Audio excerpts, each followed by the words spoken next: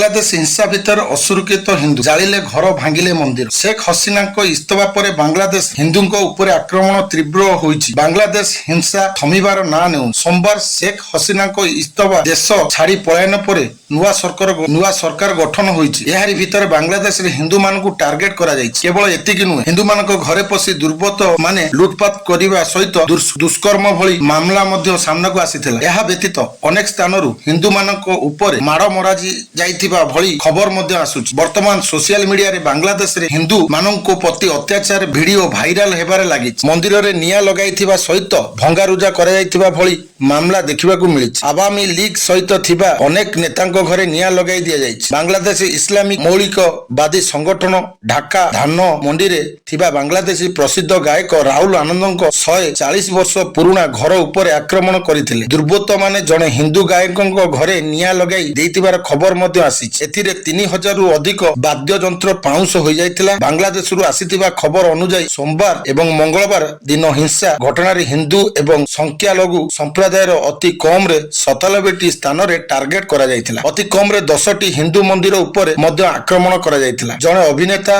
और किछि निरीह लोकंकु पिटी पिटी हत्या करा जाइतिबा भली संवेदनशील खबर मध्य आसीतिला। तमाम खबर भितरे समस्त एयरलाइंस मध्य सेमान विमान चलाचल बंद कर देइथिले। किंतु वर्तमान अनेक भारतीय विमान कंपनी एक बड़ घोषणा करिसंती एवं पुनर्बार ढाका को विमान सेवा आरंभ करने प्रस्तुत होइछि एवं आज ठारू एही विमान चलाचल आरंभ हेबो कहि रखिसंती जे एयर इंडिया मंगलवार ढाका को संध्या रे एहार विमान चलाचल करुथिबा बेले इंडिगो एवं विस्तार आज बुधवार ठारू निर्धारित विमान चलाचल करिवो। सेटारे थिबा भारतीय माननकु मध्य स्वदेश फेराई आनिबाकू सरकार स्वतंत्र विमान पठाइबाकू योजना करिथिबा कुआ जाइछि।